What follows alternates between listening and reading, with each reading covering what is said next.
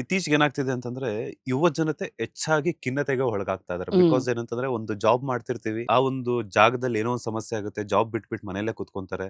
ಮನೇಲಿ ಕುತ್ಕೊಂಡಾಗ ಒಂದ್ ಕಡೆ ಸಂಸಾರ ಹೇಗ್ ನಿಭಾಯಿಸೋದು, ಲೈಫ್ ನ ಹೇಗ್ ಲೀಡ್ ಮಾಡುವಂತದ್ದು, ಜಾಬ್ ಇಲ್ಲ ಜಾಬ್ ನ ಹೇಗ್ ಹುಡುಕುವಂತದ್ದು, ಹ್ಮ್ ಮನೆ ಮಕ್ಕಳು ಅಂತ ಹೇಳ್ತಾರೆ. ಸೊ ಇದನ್ನೆಲ್ಲ ಯೋಚನೆ ಮಾಡಿದಾಗ ಏನಾಗುತ್ತೆ ಅಂತಂದ್ರೆ ಡಿಪ್ರೆಷನ್ ಹೋಗುವಂತ ನಿಜ. ಚಾನ್ಸಸ್ ತುಂಬಾ ಇರುತ್ತೆ. ಹೌದು. ಬಿಕಾಸ್ ಕೆಲಸ ಒತ್ತಡದಲ್ಲಿ ನಾವು ಕೆಲಸ ಮಾಡ್ಕೊಂಡು ಇದ್ದಾಗ ಇವ್ಯಾವು ನಮ್ಗೆ ಬರಲ್ಲ. ಒಂದೇನಿರುತ್ತೆ, ಒಂದ್ ಕೆಲಸ ಮಾಡ್ಬೇಕು, ಇಲ್ಲ ಮನೆ ಮಠ ನೋಡಕ್ ಹೋಗ್ಬೇಕು, ಮಕ್ಕಳು ತಿಂಡಿ ತಿಂದ್ರ ಸ್ಕೂಲ್ಗೆ ಹೋದ್ರೆ ಇಷ್ಟೇ ಇರುತ್ತೆ. ಹೌದು. ಬಟ್ ಇದನ್ ಈ ಕೆಲಸ ಅಂತ ಬಿಟ್ಟಾಗ ಏನಾಗುತ್ತೆ ಅಂತಂದ್ರೆ ಅವ್ರ ಲೈಫ್ ಹೆಂಗೆ, ನನ್ನ ಲೈಫ್ ಹೆಂಗೆ, ಮನೆ ಹೆಂಗೆ, ರೆಂಟು, ಬಾಡಿಗೆ ಇತ್ಯಾದಿ ಹೌದು. ಎಲ್ಲ ಖರ್ಚುಗಳು ಇರುತ್ತೆ. ಹ್ಮ್ ಸೊ ಡಿಪ್ರೆಷನ್ಗೆ ಹೋಗೋವಂಥವ್ರಿಗೆ ಏನ್ ಸಜೆಷನ್ಸ್ ಅನ್ನ ಕೊಡ್ತೀರಾ ಅಂತ ನೀವು? ಒಂದು ಒಂದು ಸ್ಪಷ್ಟತೆ ನಮ್ಗೆ ಏನಿಲ್ ಬೇಕು ಅನ್ನೋದಾದ್ರೆ, ನಾನು ಯುವ ಜನತೆಯಲ್ಲಿ ಇತ್ತೀಚೆಗೆ ನೋಡ್ತಾ ಇರೋವಂಥದ್ದು, ತಾವು ಗಳಿಸೋದ್ಕಿಂತ ಹೆಚ್ಚಾಗಿ ಅವ್ರ ಖರ್ಚಿನಲ್ಲಿರತ್ತೆ ಅಂತ. ಹ್ಮ್ ಹ್ಮ್ ಇವಾಗ ನಾನು ಯಾವ್ದೋ ಒಂದು ಚಿಕ್ಕ ಕಾರ ತಗೊಳ್ಬಹುದು ಹ್ಮ್. ಅಲ್ಲ, ಆಸೆ ಎಲ್ಲರಿಗೂ ಇರುತ್ತೆ, ಬಹಳ ಒಳ್ಳೇದು. ಹೌದು. ಆದ್ರೆ ನನ್ನ ಕೈನಲ್ಲಿ ಯಾವ್ದು ಸಾಧ್ಯ ಅನ್ನೋದನ್ನು ನೋಡ್ಕೊಳ್ಬೇಕಾಗತ್ತೆ. ಹ್ಮ್. ನಾನು ಈ ಒಂದು ಕಾರ್ನ ತಗೊಳ್ಬಲ್ಲೆ, ಒಂದು 6 ಲಕ್ಷದ 7 ಲಕ್ಷದ ಕಾರು ಅಂತ ಇರಬೇಕಾದ್ರೆ, ಹ್ಮ್. ಇಲ್ಲ ನಾನು ಅವರೆಲ್ಲರೂ 45 ಲಕ್ಷದ ಕಾರ್ ತಗೊಳ್ತಾ ಇದ್ದಾರೆ ಅಂತ ಆ ಗುರಿ ಹಾಕೊಳ್ಳೋದಿದೆಯಲ್ಲ, ಹ್ಮ್. ತೊಂದರೆಗಳೆಲ್ಲ ಪ್ರಾರಂಭ ಆಗೋದು ಈ ತರ ಗುರಿಗಳಲ್ಲಿ. ನನ್ನ ಹತ್ರ ಇನ್ನು ಬೇಸಿಕ್ ಫೋನ್ ಇದೆ, ಹ್ಮ್. ಹೊಸ ಮಾಡೆಲ್ ಯಾವ್ದೋ ಬಂದಿದೆ, ಅದು 2 ಲಕ್ಷ ರೂಪಾಯಿ. ಹ್ಮ್. ಏನಾಗುತ್ತೆ, ನಾವು ಸುಮಾರು ಸಲ ನಮಗೋಸ್ಕರ ಅಲ್ಲ, ಹ್ಮ್. ತೋರಿಕೆಗೋಸ್ಕರ, ಸಮಾಜಕ್ಕೋಸ್ಕರ ಬದುಕೋದಕ್ಕೆ ಪ್ರಯತ್ನ ಪಡ್ತಾ ಇರ್ತೀವಿ. ಯಾರಾದ್ರೂ ಬಂದ್ರೆ, ಓ ಇಷ್ಟು ಚಿಕ್ಕ ಮನೆಯಲ್ಲಿ ಇದೆಯಾ ಅನ್ಕೋತಾರಲ್ವಾ, ಹಾಗಾಗಿ ನಾನು ದೊಡ್ಡ ಬಾಡಿಗೆ ಮನೆ ತಗೋಬೇಕಲ್ವಾ. ಮೋಸ್ಟ್ ಆಫ್ ದ ಟೈಮ್ ಮಂಜುವರೆ ಏನಾಗುತ್ತೆ, ನಾವು ಬೇರೆಯವ್ರಿಗೆ ಬದುಕೋದೇ ಆಗತ್ತೆ. ನಮಗೆ ನಾವು ಬದುಕುವಾಗ ಯಾವ ತೊಂದ್ರೆನೂ ಬರಲ್ಲ.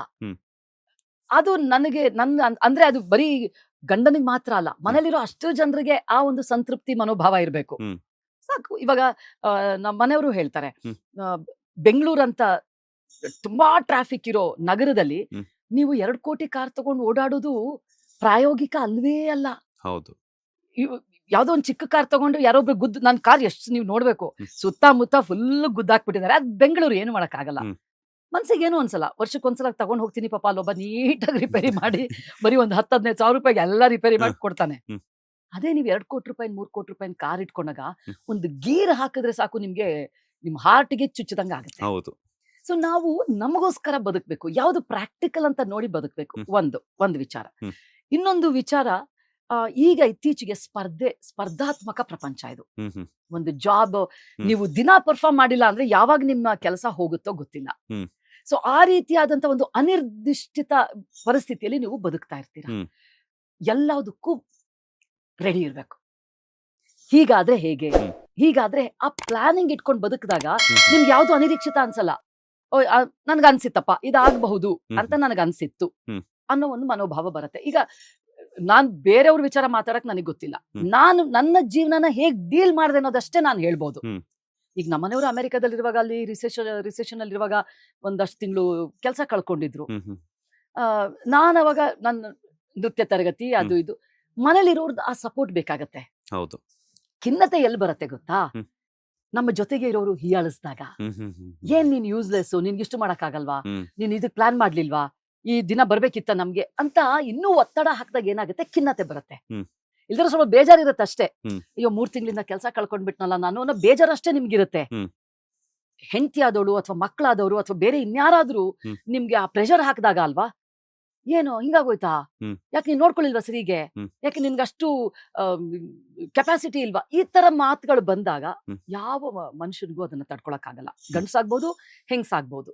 ಸೊ ಹಾಗಾಗಿ ಒಂದು ಫ್ಯಾಮಿಲಿ ಸಪೋರ್ಟ್ ಒಂದು ಮೇನ್ ಆಗಿ ಬೇಕಾಗತ್ತೆ. ಇನ್ನೊಂದು ಪ್ಲಾನಿಂಗ್ ಬೇಕಾಗತ್ತೆ.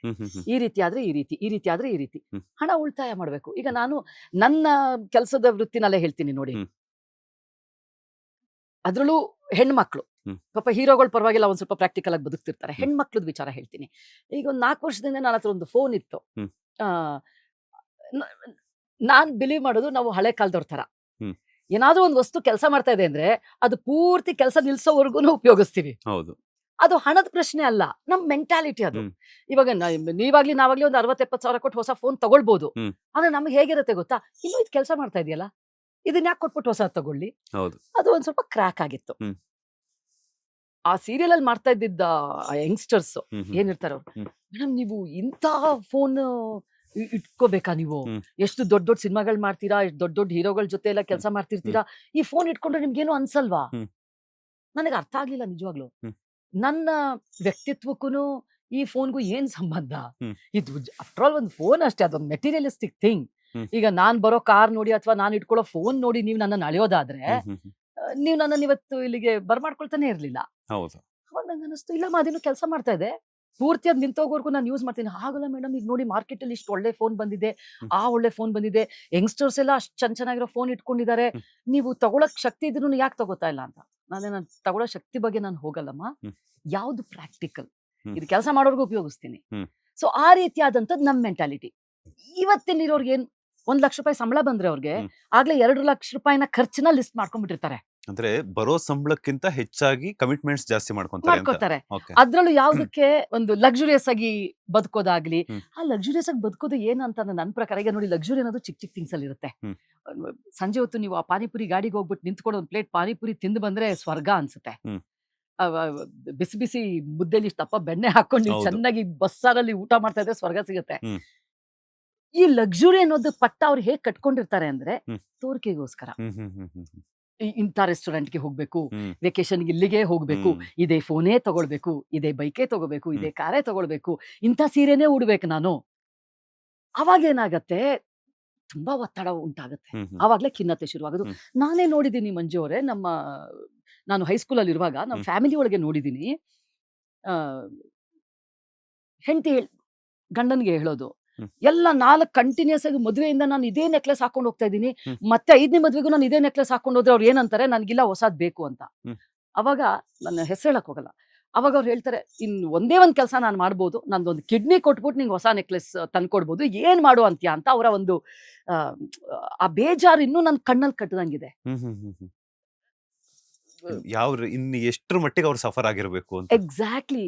ಅಷ್ಟೆಲ್ಲಾ ನೀವು ತ್ಯಾಗ ಮಾಡಿ ನಿಮ್ಮ ಗಂಡನ ಮೇಲೆ ಒತ್ತಡನ ಹಾಕಿ ನೀವು ಆ ನೆಕ್ಲೆಸ್ನೋ ಆ ಸೀರೆನೋ ಮೆರೆಸ್ಬೇಕಾ ಅನ್ನೋದು ನನ್ನ ಪಾಯಿಂಟ್. ಸೊ ಹಾಗಾಗಿ ಫ್ಯಾಮಿಲಿಯಿಂದ ಒಂದು ಸಪೋರ್ಟ್ ಏನಿದೆಯಲ್ಲ, ಪ್ರತಿಯೊಬ್ಬ ಮನುಷ್ಯನಿಗೂ ಬಹಳ ಮುಖ್ಯ ಆಗುತ್ತೆ. ಅದು ಒಬ್ಬ ಮನುಷ್ಯನ ಹೋರಾಟ ಅಲ್ಲ, ಅದು ಇಡೀ ಕುಟುಂಬದ ಹೋರಾಟ. ಅದು ಈಗ ಖಿನ್ನತೆ ಒಳಗಾದಾಗ ಅಥವಾ ಜಾಬ್ ಹೋದಾಗ ಅಥವಾ ಇನ್ನೇನೋ ಒಂದು ಲಾಸ್ ಆದಾಗ ಒಬ್ಬ ಮನುಷ್ಯನ ಲಾಸ್ ಅಲ್ಲ, ಅದು ಇಡೀ ಕುಟುಂಬದ ಲಾಸ್ ಅಂತ ತಗೋಬೇಕು ನಾವು.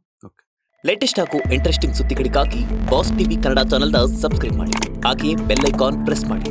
ಇದರ ಜೊತೆಗೆ ಫೇಸ್ಬುಕ್, ಇನ್ಸ್ಟಾಗ್ರಾಮ್, ಎಕ್ಸ್ ನಲ್ಲೂ ಮಿಸ್ ಮಾಡದೆ ಫಾಲೋ ಮಾಡಿ.